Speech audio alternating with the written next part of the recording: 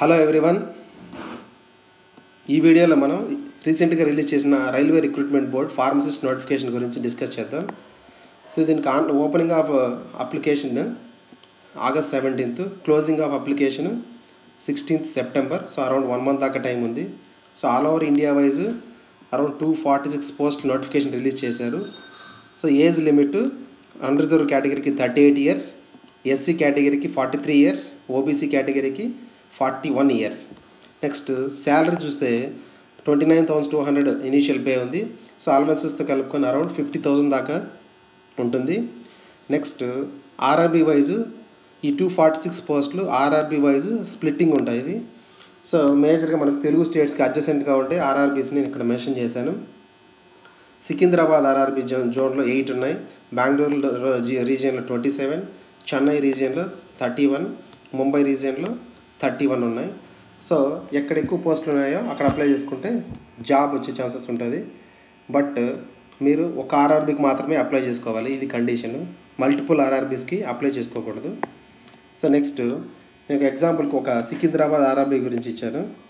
So total పోస్టులు 8 ఉన్నా category wise split అవుతాయి. సో అన్రిజర్వ్ కేటగిరీకి 5 ఉన్నాయి, ఎస్సీస్కి 1, ఎస్టీ 0, ఓబీసీ 2, ఈడబ్ల్యూఎస్ 0. సో ఇలా మీరు అప్లై చేసే ముందు మీరు ఏ ఆర్ఆర్బీకి అప్లై చేయాలనుకుంటున్నారో ఆర్ఆర్బీలో ఇట్లా కేటగిరీ వైజ్ స్ప్లిట్టింగ్ని ఒకసారి చూసుకోండి.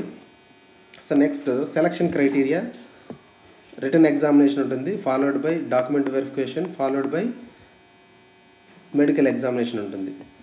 సో మనకు క్వశ్చన్ పేపర్ ప్యాటర్న్ చూస్తే టోటల్ 100 క్వశ్చన్స్ ఉంటాయి, 90 minutes టైం ఉంటుంది. నెగిటివ్ మార్కింగ్ కూడా ఉంది, 1/3 నెగిటివ్ మార్క్ ఉంది. సో 3 questions రాంగ్ అయితే 1 mark డిడక్ట్ అవుతుంది. సో మనకి స్ప్లిట్టింగ్ చూస్తే ప్రొఫెషనల్ ఎబిలిటీకి 70 marks ఉన్నాయి. సో అంటే ప్రొఫెషనల్ ఎబిలిటీ అంటే pharmacy subject, general awareness 10, general arithmetic, general intelligence and reasoning 10, general science 10. So టోటల్గా 100 questions ఉంటాయి. So first of all pharma subject syllabus చూద్దాం.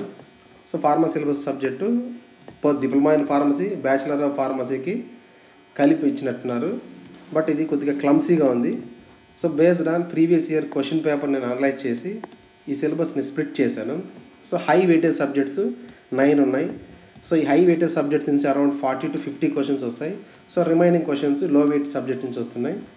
సో హై వెయిట్ సబ్జెక్ట్స్లో first pharmaceutics, next pharmacognosy, pharmaceutical analysis, pharmacology and pathophysiology, human anatomy and physiology, pharmaceutical inorganic chemistry, pharmaceutical organic chemistry, pharmaceutical jurisprudence, biopharmaceutics and pharmacokinetics.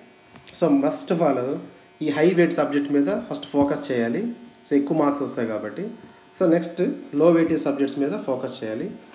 So that's it. So next వీడియోస్లో మనము different reference books ఏ follow అవ్వాలో discuss చేద్దాము. Thank you very much. Finally, please like, share and subscribe.